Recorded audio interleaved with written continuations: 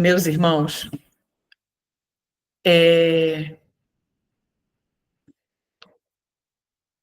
nós vamos entender, nós, como adventistas do sétimo dia, nós já entendemos. Se não entendemos ainda, porque, claro, existem diferentes graus de conhecimento da verdade, profecias e tudo mais, mas se nós ainda não entendemos, se nós já entendemos, vamos relembrar. Se não entendemos, vamos entender. E eu fico impressionada como o Senhor Deus, ele tem tanto cuidado conosco. Tanto cuidado, meus irmãos. Nós somos indignos de tanto amor, de tanto cuidado. E ele nos revelou absolutamente tudo. Absolutamente tudo. Tudo está patente, tudo está revelado, descortinado, esclarecido. E cabe a nós, apenas cabe a mim e a você, nos cabe ler, entender e dizer, sim, Senhor. Sim, Senhor. Então, o pequeno tempo de angústia. Que pequeno tempo de angústia é esse? Nós conhecemos o tempo de angústia de Jacó. Não é este. É um pequeno tempo de angústia antes sequer do fechamento da porta da graça. Porque o tempo da angústia de Jacó é quando as pragas já estiverem caindo. Então a porta da graça já fechou. Então aqui é antes sequer da porta da graça se fechar. Então vamos entender. Então, o tempo de angústia antes que termine o tempo da graça. Nesse tempo, enquanto a obra de salvação está encerrando, olha só, está no processo. Enquanto a obra de salvação está no processo de se encerrar, tribulações virão à terra e as nações ficarão iradas, embora contidas, para não impedir a obra do terceiro anjo. Eu vou parar bem aqui por um momento. Quando fala aqui sobre a obra do terceiro anjo, se alguém lhe perguntasse, você conseguiria explicar qual é a obra do terceiro anjo?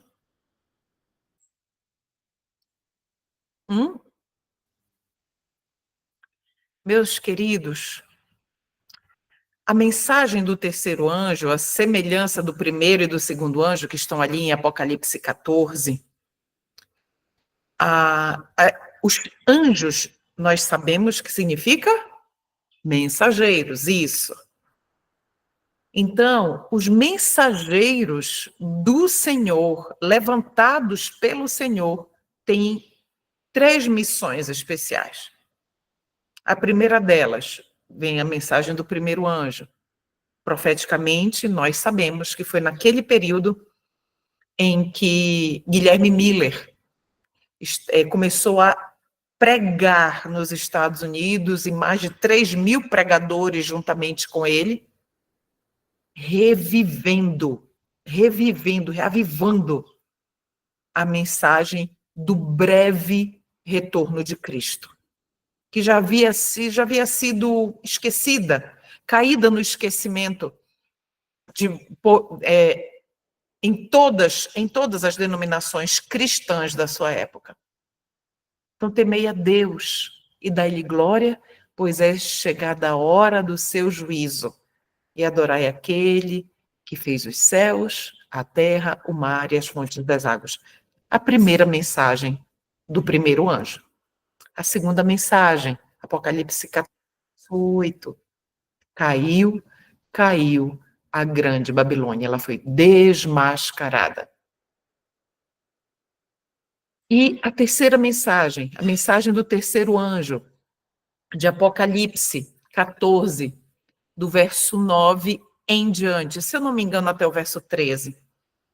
Então, meus irmãos, o terceiro anjo, o terceiro mensageiro, tem uma missão muito especial. semelhante à do primeiro Elias e semelhante à do segundo Elias, que é João Batista.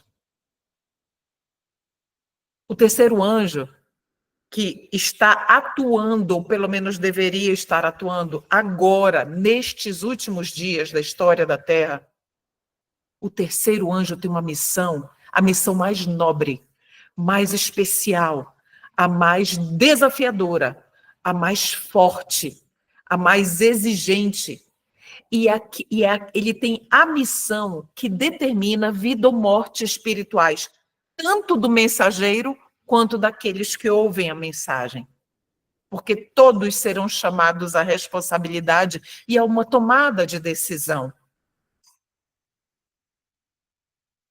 O terceiro anjo, o terceiro mensageiro, ele tem a nobre missão de levar a mensagem em testemunho. O que quer dizer isso? Em testemunho a todas as nações. Que ele precisa viver a mensagem que ele prega. A mensagem do terceiro anjo é a mensagem da verdadeira educação. Pais e mães, estudem os princípios da verdadeira educação. Então, no meu canal educacional, Plano A Homeschooling, tem lá uma palestra que eu fiz explicando exatamente quais são os planos do inimigo para os seus filhos, para as famílias, o que é que ele quer fazer ao desvirtuar a educação. Queridos, vocês lembram da reforma protestante? Após a reforma protestante veio a contra-reforma. Sabe onde Inácio de Loyola e os jesuítas atacaram fortemente na contra-reforma e obtiveram sucesso? Porque eles acabaram com o protestantismo. Não existe mais protestantismo hoje. Por quê? Porque Inácio de Loyola, jesuíta, foi bem sucedido junto com todos os seus cooperadores jesuítas igualmente, igual a ele. Inácio de Loyola foi bem sucedido em atacar a educação. Quando a educação é atacada, quando o fundamento é atacado, no lar, dentro do próprio lar, então o inimigo ganha, o inimigo obtém a vitória. Então a mensagem da verdadeira educação, qual é o propósito dela? De maneira bem direta, restaurar a imagem de Deus nos filhos, nos pais.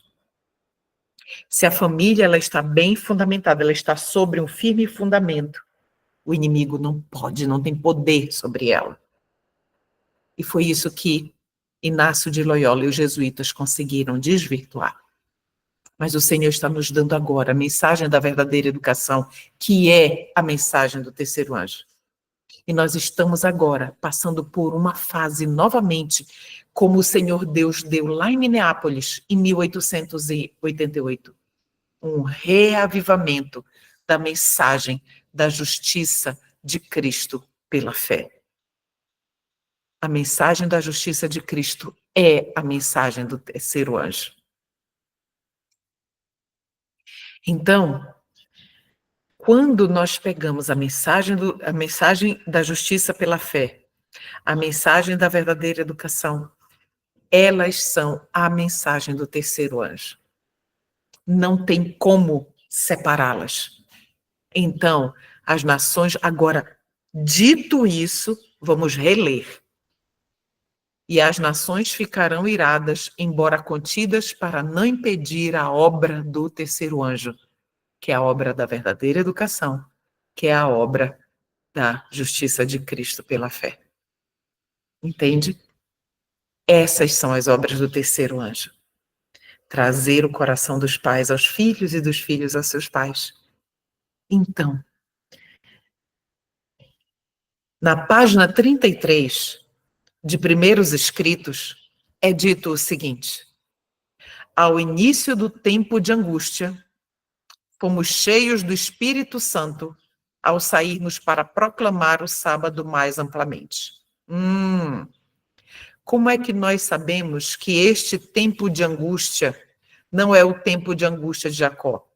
Porque no tempo de angústia de Jacó, os 144 mil estarão se escondendo porque um decreto de morte. Então, já não era mais tempo de proclamar sábado nem nada, já estava tudo definido. Então, esse daqui não pode ser o tempo de angústia de Jacó. É um tempo de angústia pequeno, é um tempo de angústia prévio. Então, vamos entender melhor. Agora, o cumprimento desta visão está começando a ser visto. O início do tempo de angústia, ali mencionado, na página 33 de Primeiros Escritos, não se refere ao tempo em que as pragas começarão a ser derramadas, mas um breve período, pouco antes, enquanto Cristo está no santuário. Enquanto Cristo não se levanta, como diz lá em Daniel 12, versículo 1, quando Miguel se levanta, quando Cristo se levanta, quer dizer, quando ele sai do santuário, pronto, as pragas começam a cair. Não tem mais intercessor para nós. Entende? Mas este aqui não é o caso. Então, Cristo ainda está no santuário nesse tempo, enquanto a obra de salvação está se encerrando. Olha só, se a obra de salvação está encerrando, então estaremos vivendo os últimos momentos do selamento. Tribulações virão sobre a terra e as nações ficarão iradas, embora contidas, para não impedir a obra do terceiro anjo. Irmã Cleoma. Está acontecendo agora. Nós temos passado, sim, por tribulações. Temos passado por e temos visto as nações iradas de todas as formas. Então, nós teremos um pequeno tempo de angústia antes que termine o tempo da graça. E neste pequeno tempo de angústia, ele não é o mesmo tempo de angústia que nós, como adventistas do sétimo dia, conhecemos como o tempo de angústia de Jacó. O tempo de angústia de Jacó ocorrerá quando as pragas já estiverem caindo. E este povo, chamado de 144 mil, estará se escondendo, fugindo, porque um decreto de morte foi promulgado para os destruir. E entrarão em profunda angústia por isso. O tempo da angústia de Jacó. Não exatamente por isso, mas pelo fato de não terem plena certeza de que todos os seus pecados foram perdoados e de que eles estão plenamente cobertos com a justiça de Cristo. Aqui, no nosso primeiro texto, nós temos, neste tempo, enquanto a obra de salvação está se encerrando,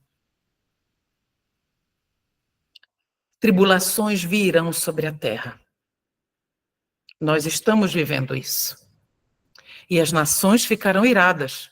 Nós também estamos vivendo isso. Embora contidas, para não impedir a obra do terceiro anjo. Principalmente a obra do terceiro anjo, elas são duas. Quando nós falamos em educação, por exemplo, a obra educacional do Senhor, ela perpassa pelo ministério do Elias. Nós sabemos dos Elias, nós sabemos que lá em Apocalipse 14 existem a mensagem dos 3 anjos que o Senhor Deus nos deixou. A primeira mensagem, a segunda mensagem e a terceira mensagem. Sabemos também que em profecia, anjo quer dizer mensageiro. Então o Senhor Deus levantou mensageiros no decorrer da história desta terra para cumprir este propósito profético de Apocalipse 14. Apocalipse 14, dos versos 6 e 7, ali retrata uma fase da história, um momento da história, de que nós conhecemos como aquele reavivamento promovido por Guilherme Miller e mais de 3.000 pregadores que se uniram a ele, não adventistas, porque não existia denominação adventista naquela época, mas que se uniram a Miller, que Miller havia compreendido plenamente que Cristo precisava de um povo preparado para a sua breve vinda, para encontrar com ele.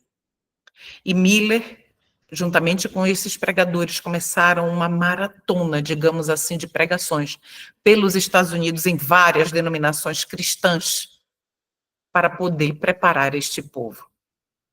Por quê?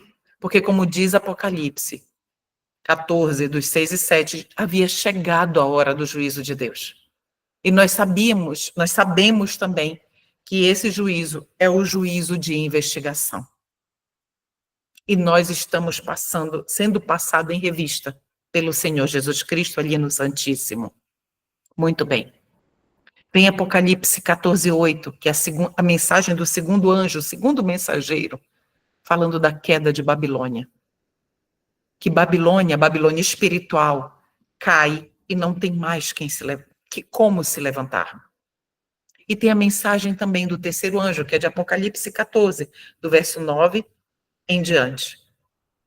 E ali sim, nós vemos a obra do terceiro Elias.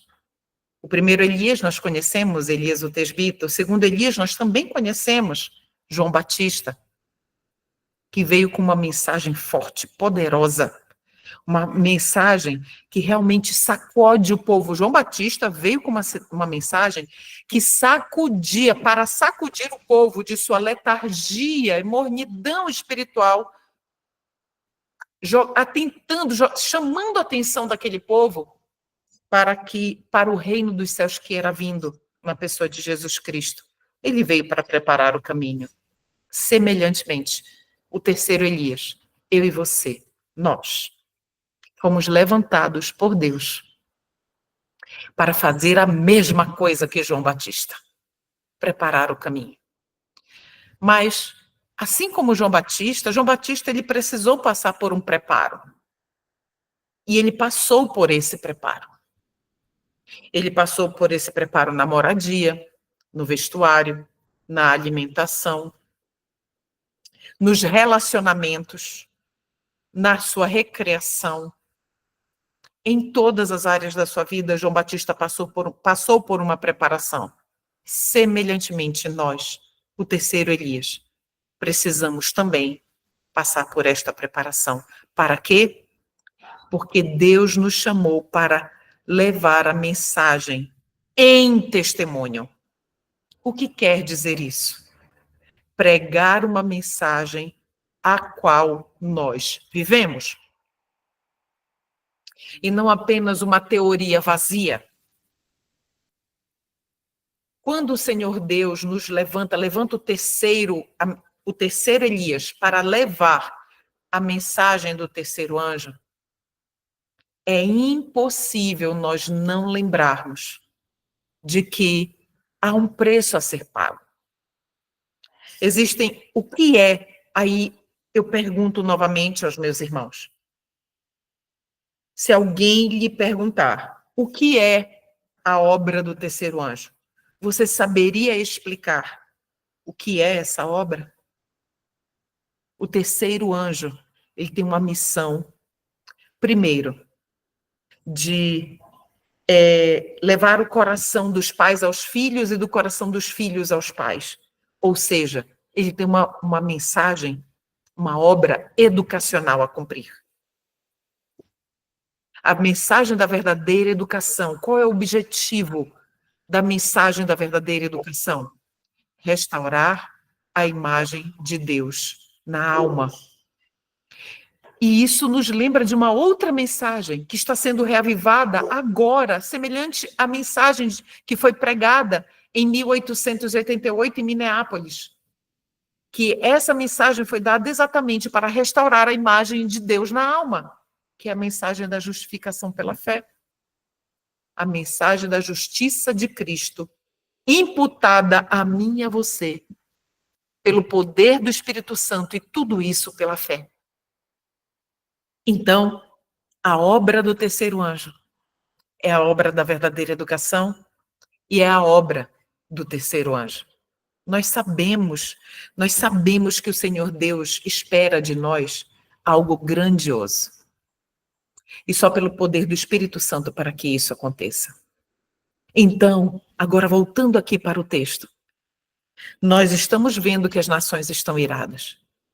Nós estamos vendo que tribulações estão vindo sobre a terra, de diversas formas. Por mais que aqui no nosso país nós não estejamos em guerra, né? Enfim, mas nós temos passado por tribulações, sim, na economia, na política, na questão jurídica. Famílias têm sido fortemente denunciadas e perseguidas por escolherem a modalidade educacional que Deus pede a elas, que elas deem aos seus filhos em preparo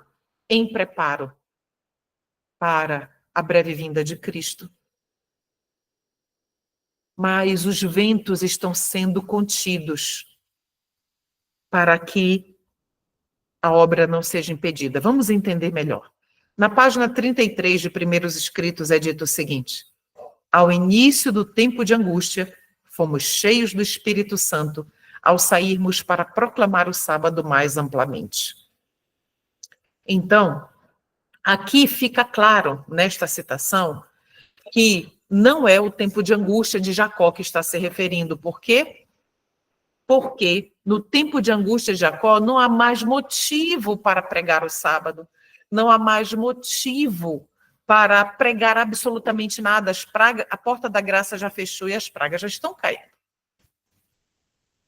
Então, aqui é antes do fechamento da porta da graça, vamos entender melhor.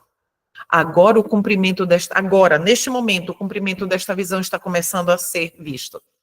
O início do tempo de angústia, ali mencionado, na página 33 de Primeiros Escritos, não se refere ao tempo de angústia em que as pragas começaram a ser derramadas, mas a um breve período, pouco antes, enquanto Cristo ainda está no santuário. Enquanto Cristo ainda intercede e julga. Enquanto ainda Cristo está passando em revista os mortos e os vivos. Enquanto o selamento ainda está acontecendo. Nesse tempo, enquanto a obra de salvação está se encerrando, tribulações virão sobre a terra e as nações ficarão iradas, embora contidas para não impedir a obra do terceiro anjo. Agora, contidos, vamos entender? Vocês poderiam, por gentileza, abrir a sua Bíblia, eu vou abrir a minha aqui, em Apocalipse, capítulo 7, conhecemos muito bem, mas vamos ler nas Escrituras, porque vamos ouvir de Deus e não de pessoas.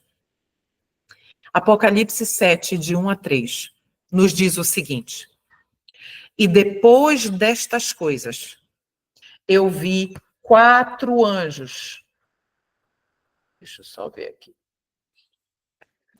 4 anjos, de pé nos 4 cantos da terra, retendo os 4 ventos da terra, para que o vento não soprasse sobre a terra, nem sobre o mar, nem sobre árvore alguma. Sabemos também que ventos soprando significam guerras, né? Significam contendas. Então, o Senhor disse para que estes 4 anjos não permitissem que nada acontecesse, que as guerras, as contendas não fossem desencadeadas de forma furiosa, com um propósito. Verso 2. E eu vi outro anjo subindo do oriente, ou do leste, leste, oriente, tendo o selo do Deus vivo. E ele gritava em alta voz aos 4 anjos, aos quais havia sido concedido ferir a terra e o mar, dizendo, verso 3, vamos ler até aí: não firais a terra, nem o mar, nem as árvores, até que tenhamos selado os servos de nosso Deus em suas testas. Então, os 4 anjos estão retendo os ventos da terra. Se algo pior ainda não aconteceu, queridos irmãos, é porque o Senhor Deus sabe que nós não estamos preparados e que nem todos estão selados. Não estão numerados e nem selados. Então estão sendo contidas as contendas, as guerras e tudo mais. Então vamos avançar. O fim da liberdade religiosa nos Estados Unidos. Eu recentemente concluí uma série chamada O Direito de Crer, Liberdade de Consciência na Religião. E ali nós tratamos não somente de liberdade religiosa, mas também de liberdade civil. Então, eu recomendo fortemente que você, se você ainda não acompanhou, você visite a playlist lá no meu canal Cleuma Nascimento. Tem uma playlist chamada O Direito de Crer.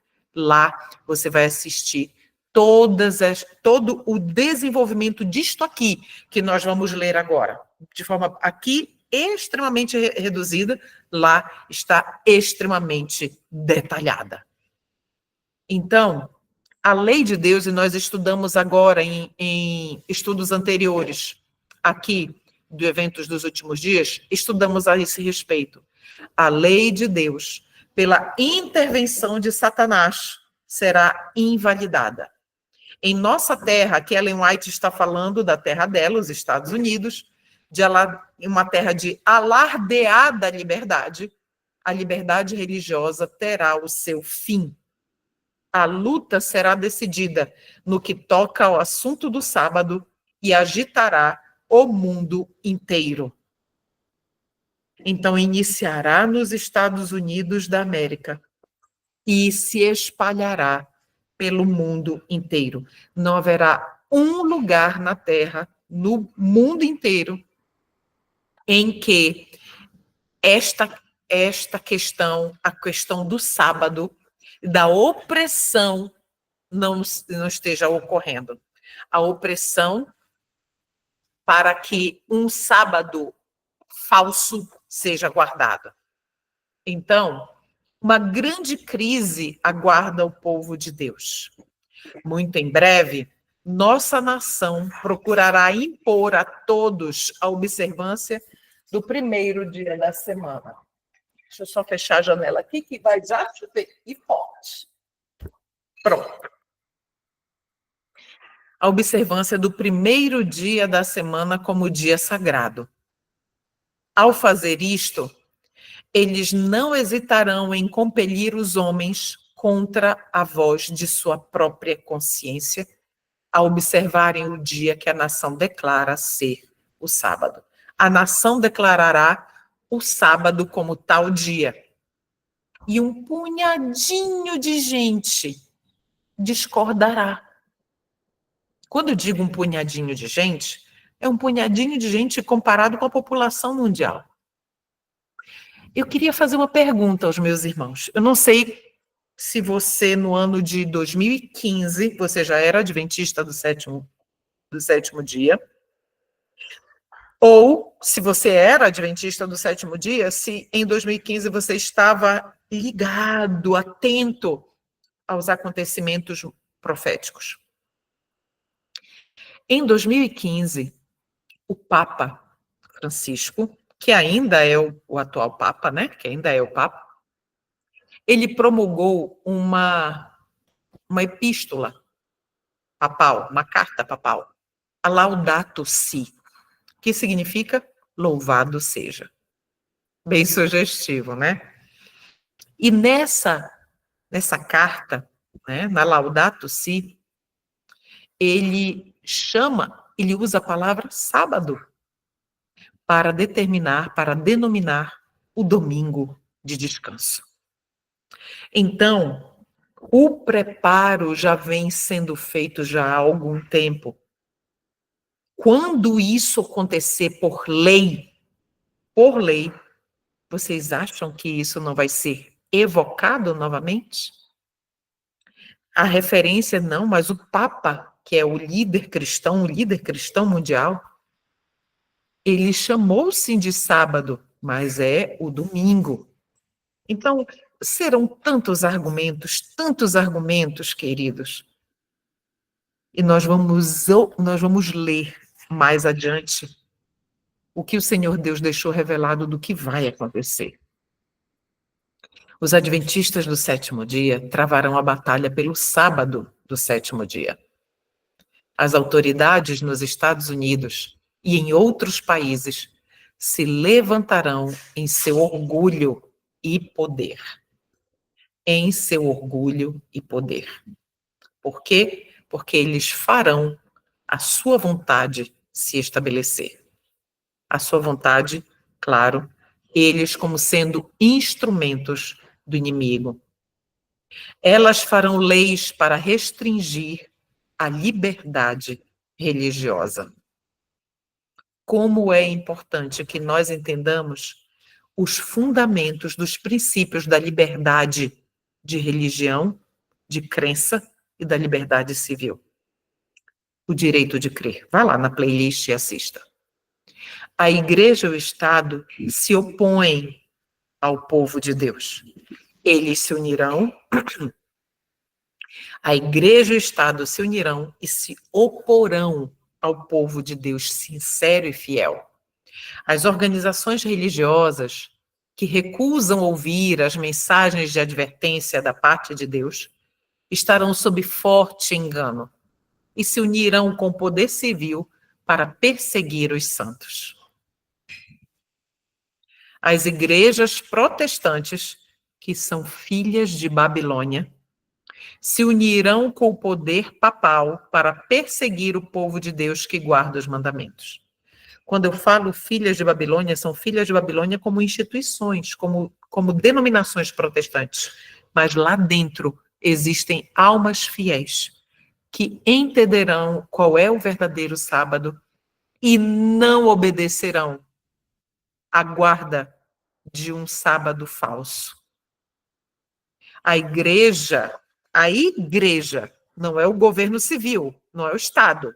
A igreja apelará para o braço forte do poder civil e nesta obra unir-se-ão romanistas e protestantes. Então, eles se unirão por algo que é comum a eles. O que é comum? O dia do sol. A guarda, a observância do dia do sol. Um dia pagão. Então, a imagem da besta realmente se firmará neste momento, né? Se estabelecerá. E nós seremos levados perante tribunais, muitos de nós.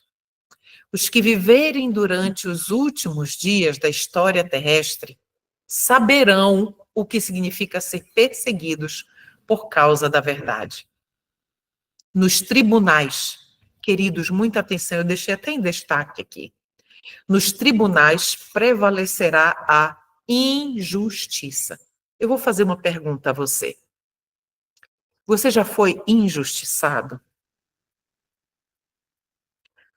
E quando você foi injustiçado, você tentou apelar a um a outro por ajuda, para que alguém lhe compreendesse, e parecia que ninguém estava ali lhe apoiando, e você tinha convicção de que você estava certo? Se você já passou por uma situação semelhante a essa, você tem um pálidozinho vislumbre do que vai acontecer. Nós não teremos nenhum apoio terreno. Então, o Senhor Deus está nos dando, inclusive, essa oportunidade de preparo, para que a nossa base espiritual ela esteja totalmente fundamentada em Cristo Jesus. Porque assim como Cristo foi injustiçado ali naquele tribunal terreno, nós também seremos injustiçados. Os tribunais terrestres defenderão a injustiça e não o que é correto. Entende? Os juízes recusarão ouvir as razões das pessoas que são leais aos mandamentos de Deus. Por quê? Porque eles sabem que os argumentos em favor do quarto mandamento, do Santo Sábado, são irrefutáveis. Irrefutáveis. Então, como são irrefutáveis, como Lutero, muitos de nós nos tribunais chegaremos e diremos: mostra-nos nas Escrituras onde está o nosso erro, e nós acataremos, nós retrocederemos. Mas eles não quererão nos ouvir. Por quê? Porque eles sabem que não podem refutar os nossos argumentos, que são argumentos irrefutáveis. Eles dirão o seguinte: temos uma lei, e de conformidade com a nossa lei, fulano, ele deve morrer ou ela deve morrer. A lei de Deus, meus queridos, não é nada para eles. Nossa lei é que é suprema para eles. Os que respeitam essa lei humana, os que respeitarem essa lei humana, serão favorecidos, mas não serão concedidos favores aos que não se submetem ao falso sábado. Ou seja, aos que não se submeterem ao domingo, esses serão tratados da pior forma possível. É por isso que o Senhor Deus está agora nos dando a oportunidade de juntarmos azeite nas nossas vasilhas, nas nossas lâmpadas, melhor dizendo. Não, nas nossas vasilhas, exatamente, que o azeite é extra. Ele está nos dando essa oportunidade agora de fortalecermos a nossa fé. Sem fé é impossível agradar a Deus, nós sabemos disso também. Então, é o tempo agora de fortalecer a fé, porque quando nós estivermos nessa situação aqui de tribunal, meus irmãos, quando estivermos nessa situação, se não tivermos fé firme, nós vamos vacilar e vamos aceitar a marca da besta. Os adventistas serão tratados com desprezo. O mesmo espírito despótico que em outras eras tramou contra os fiéis há de tentar extirpar da face da terra os que temem a Deus e obedecem à sua lei. Esse vai ser o objetivo. Eliminar todos os que são contra o dia do sol. Magistrados perseguidores, ministros e membros de igreja hão de conspirar junto com eles, de viva voz e com a pena, com ameaça, escárnio e zombaria, hão de tentar derrotar a sua fé. Será que hoje, quando você fala alguma coisa, num grupo de WhatsApp, nos grupos da família, nos grupos da igreja, você fala alguma coisa que é correto e justo diante de Deus, posta alguma coisa, e aí vem os outros com escárnio e com zombaria em relação à sua pessoa e à sua postagem, como é que você reage? A forma como você reage diz muito de sobre quem ou o que está alicerçada, fundamentada a sua fé. Então,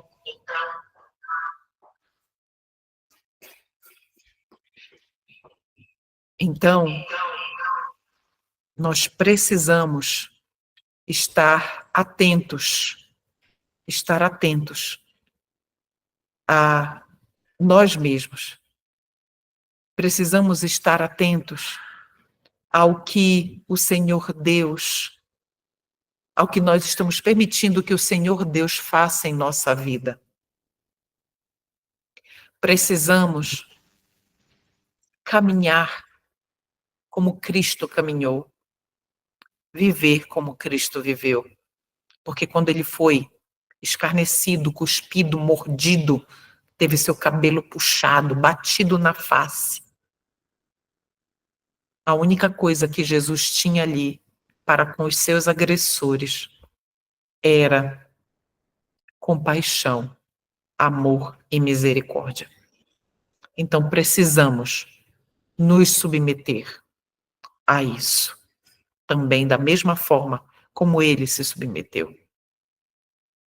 Então, meus irmãos, estamos agora sendo preparados para um tempo terrível. Tempo terrível. Os que honram o sábado bíblico serão denunciados como inimigos da lei e da ordem, como que a derribar as restrições morais da sociedade, causando anarquia e corrupção, e atraindo os juízos de Deus sobre a terra. Declarar-se-á que seus conscienciosos escrúpulos são teimosia. Olha só, a fidelidade será chamada de teimosia, obstinação e desdém à autoridade. Serão acusados de deslealdade para com o governo. Precisamos nos preparar. Todo que nesse dia mau se dispuser a servir a Deus com destemor, segundo os ditames da sua consciência, necessitará, sabe de quê? Coragem, firmeza e do conhecimento de Deus e de sua palavra.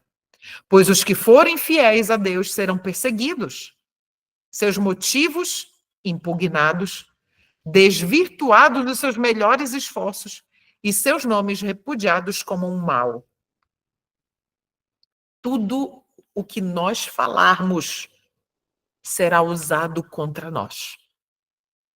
Tudo o que nós falarmos e estará correto, de acordo com assim diz o Senhor, será desvirtuado e usado contra nós. Nada, nós não teremos nenhum apoio terreno. É por isso que, às vezes, quando algumas pessoas entram em contato comigo e dizem assim: ah, irmã, eu estou sozinha, eu me sinto só, eu me sinto desamparada e tudo mais, porque isso, porque aquilo, porque minha família não vive tal princípio, meus parentes não vivem tais princípios, a gente não frequenta mais e não vai mais, a gente está muito isolado. Você sabia que o Senhor Deus está te treinando? Ele está te dando uma oportunidade de ter um vislumbre do que vai acontecer, queridos. Estaremos sozinhos. O tempo de ficar em ajuntamentos, ele está acabando.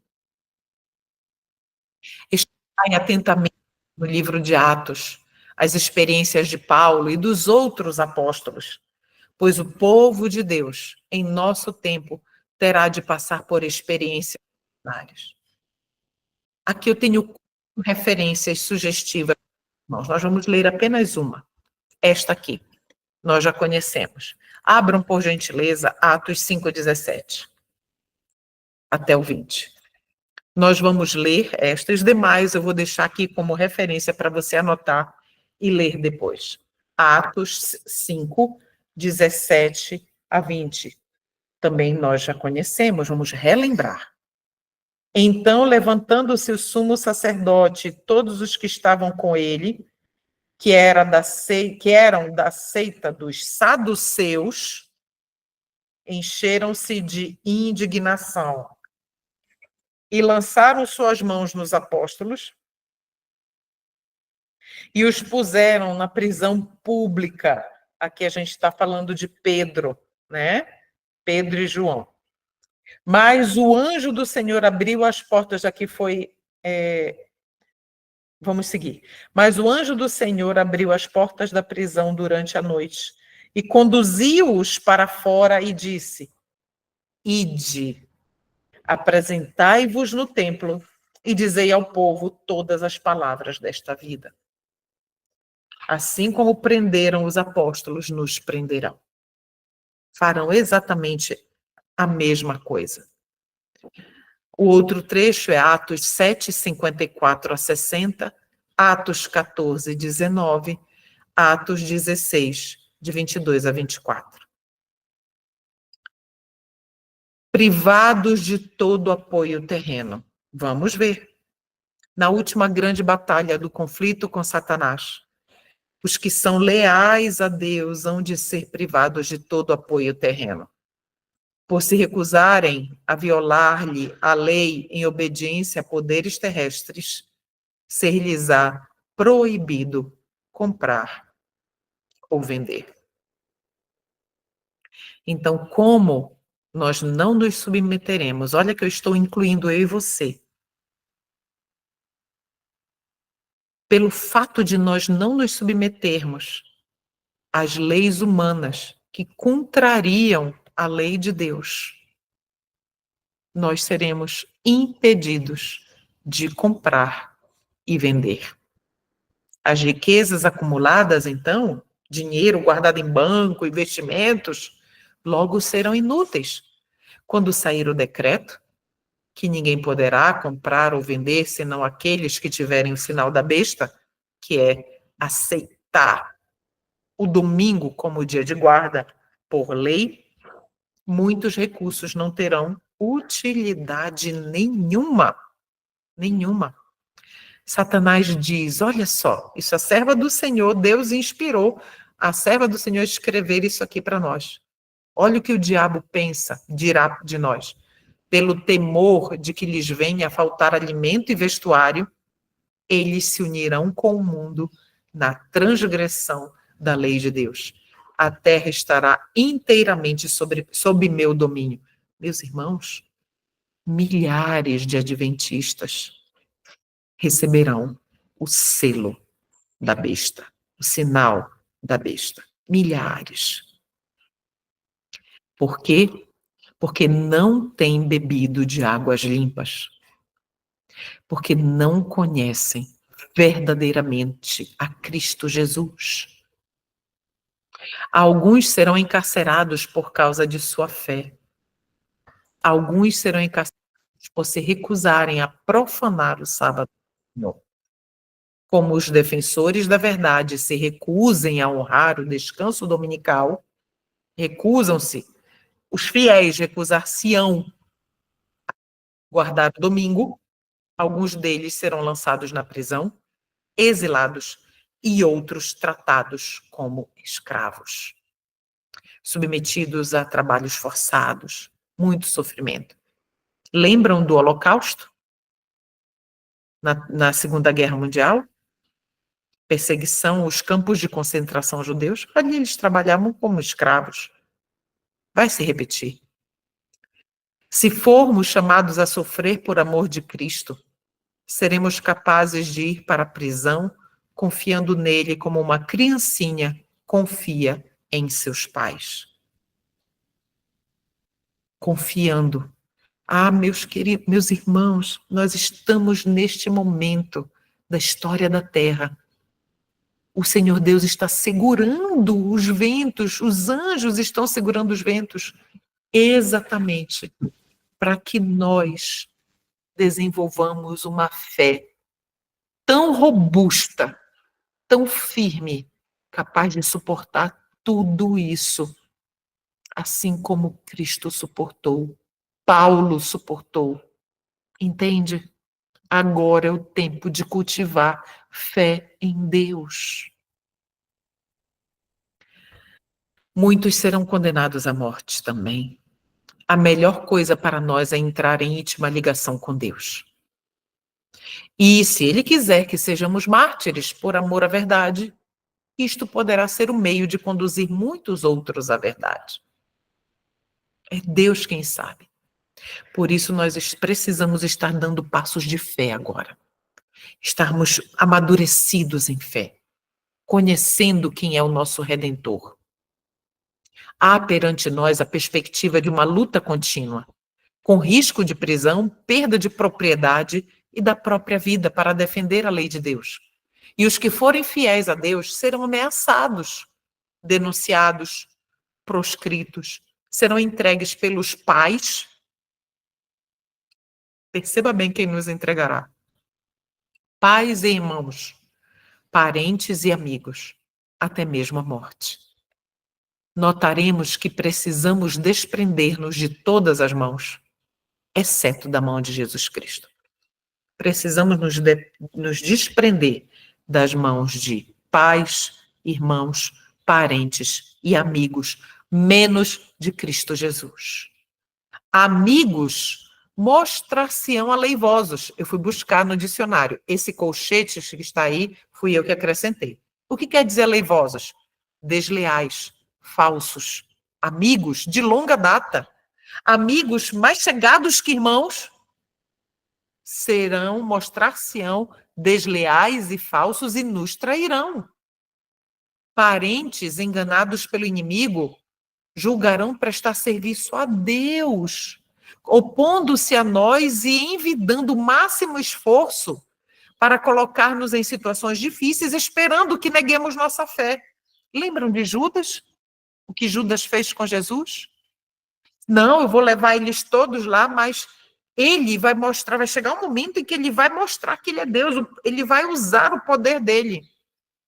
Essa será a mesma expectativa dos nossos amigos e parentes que nos entregarão, pensando que, ao dar-nos essa correção, colaborar com eles, com aqueles que nos prenderão e nos maltratarão, ao colaborar com eles, nós vamos cair em si, cair em nós mesmos, nos perceber do erro que estaríamos cometendo e negar a nossa fé.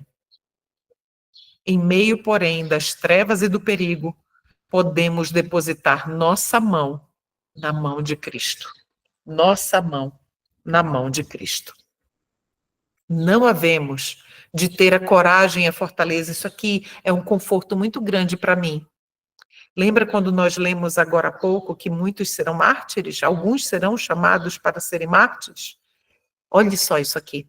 Não havemos de ter a coragem e a fortaleza dos mártires de outrora, enquanto não chegarmos à posição em que eles se acharam. Vai chegar um momento.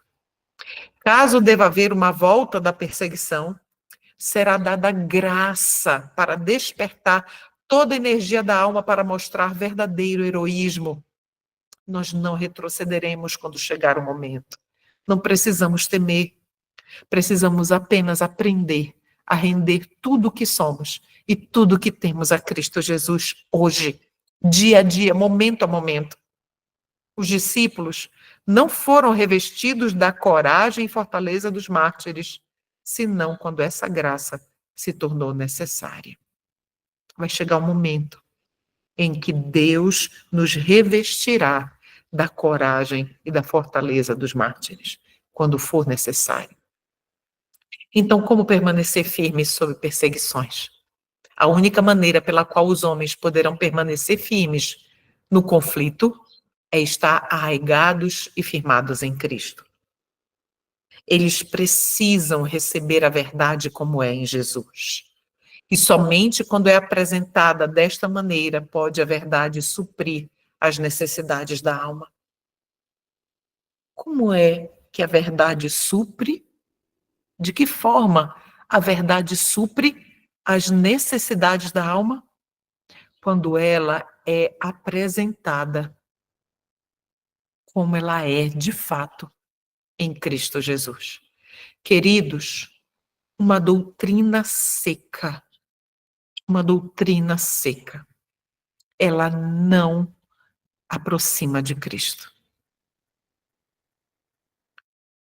É por isso que nós vamos lançar em breve o primeiro estudo bíblico totalmente cristocêntrico, em que as doutrinas bíblicas são apresentadas, mas elas estão em submissão, elas subjazem Cristo Jesus.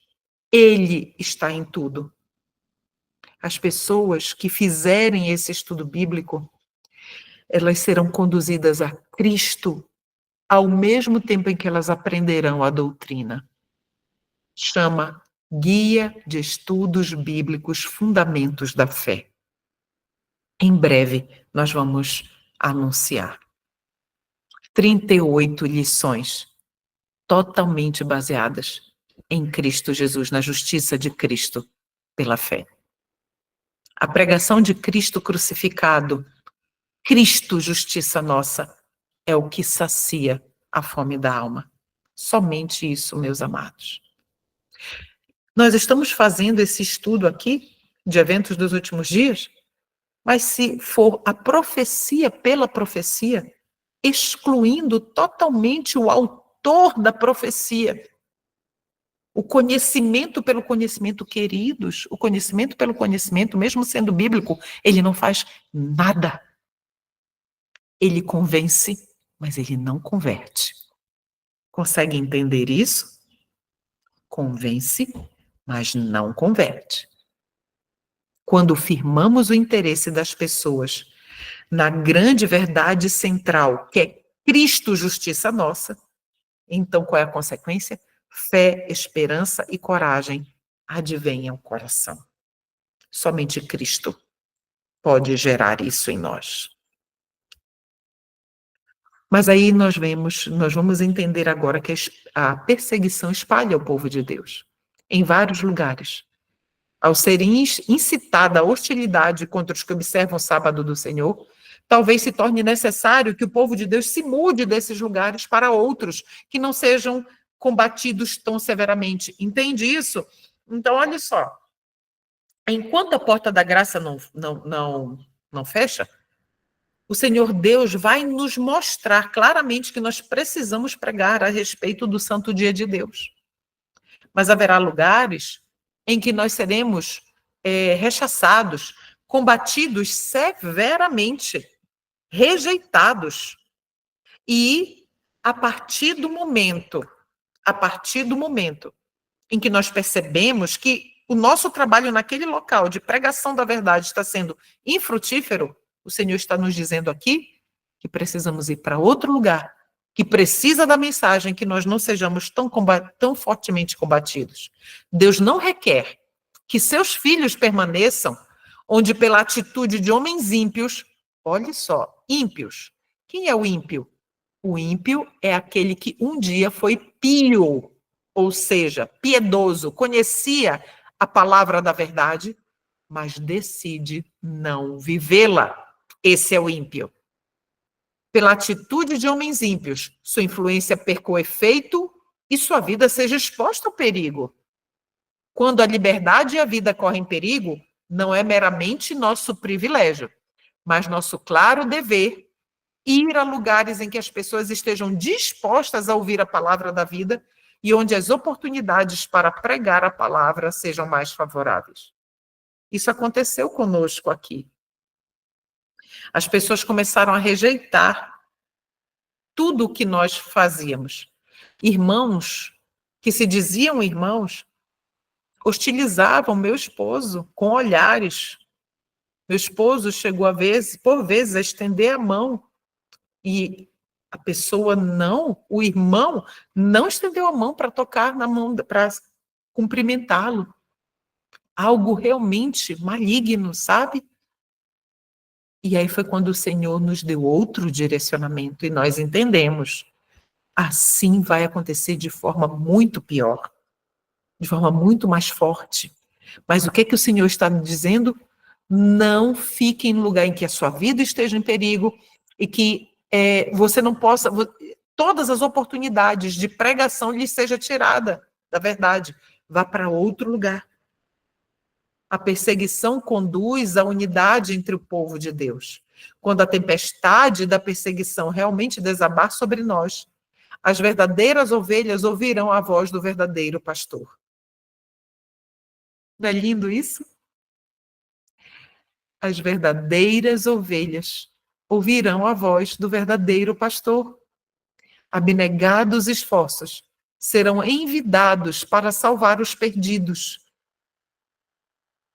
Não podemos desistir por amor às almas por quem Cristo morreu. Agora, olha essa parte. Principalmente mamães que têm filhos desgarrados, ovelhinhas, os seus filhos, ovelhinhas desgarradas.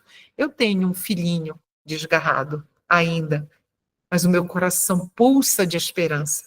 Olha o que Deus diz para nós.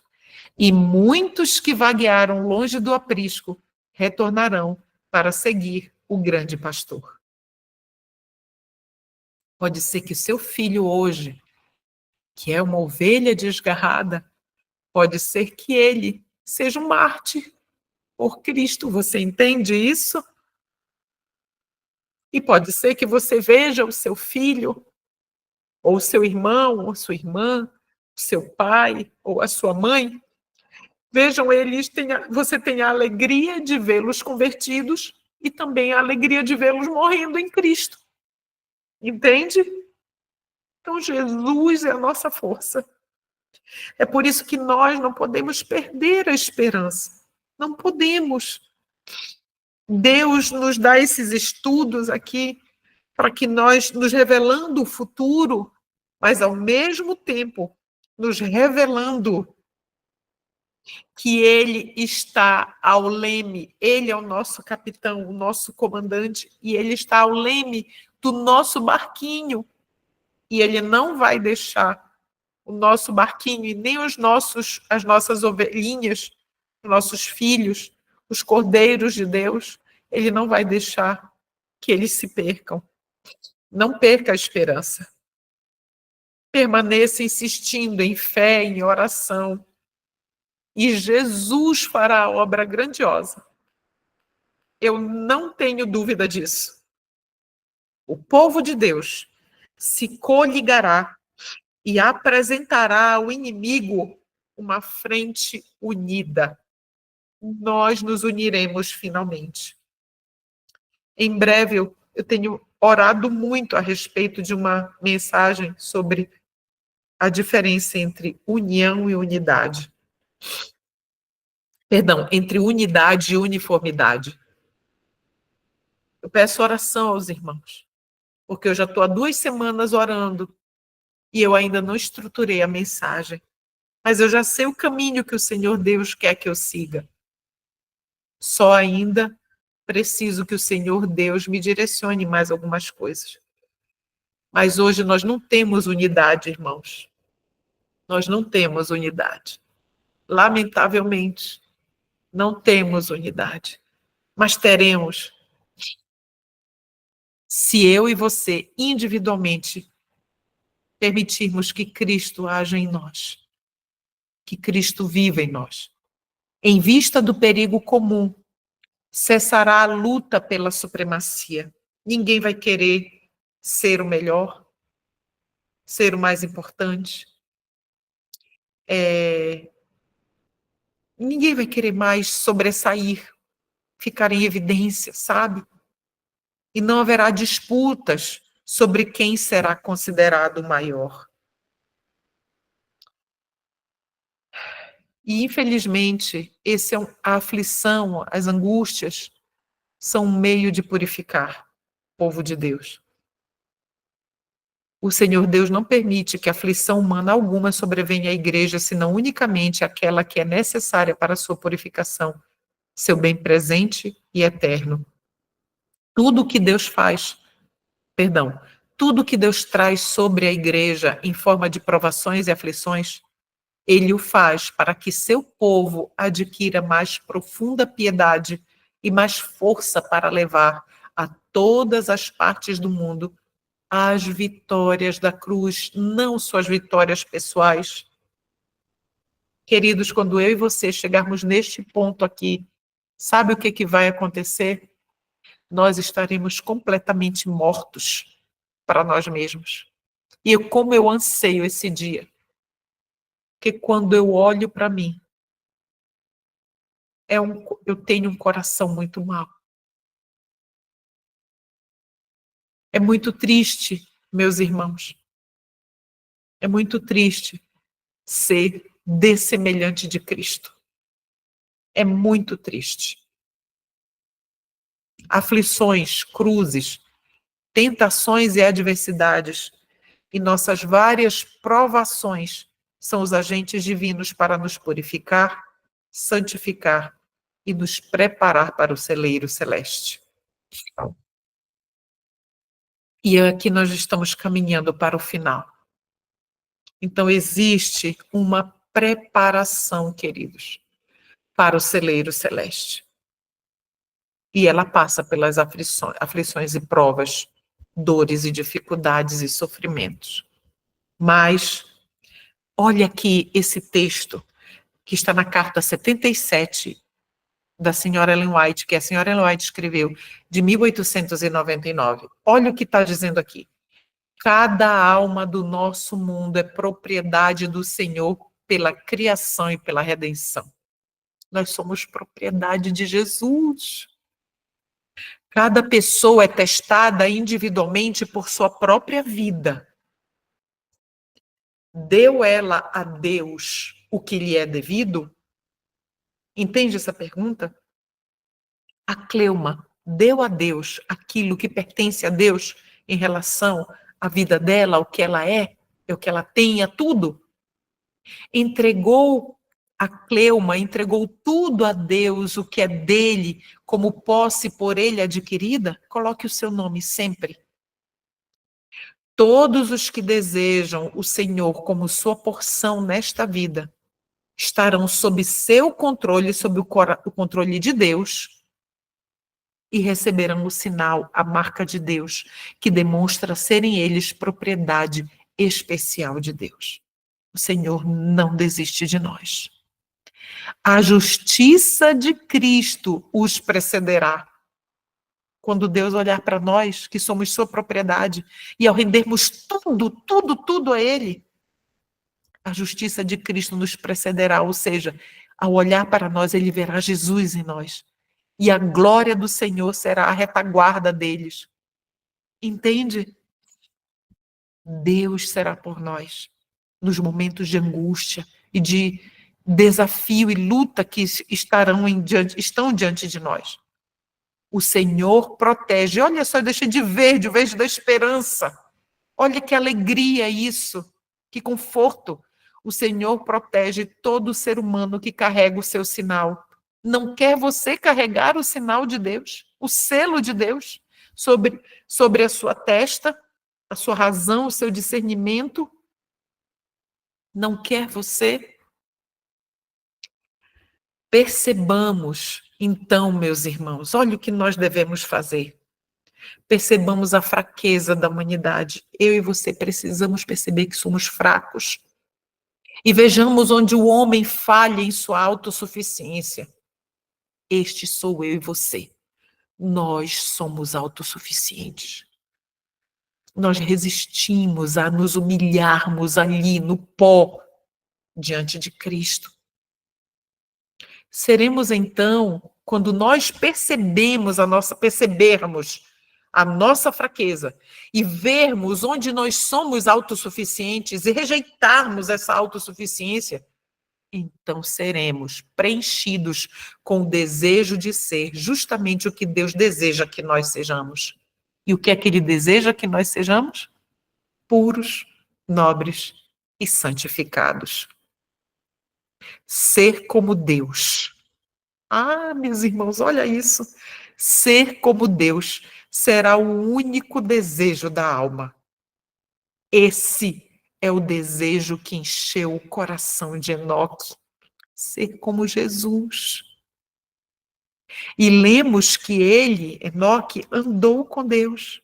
Se ele andou, nós também podemos andar. O que foi que Enoque fez e que nós precisamos fazer? Olha a última frase aí.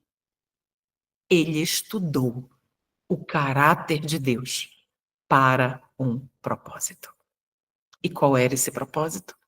Ser semelhante a ele. Aí eu pergunto a você,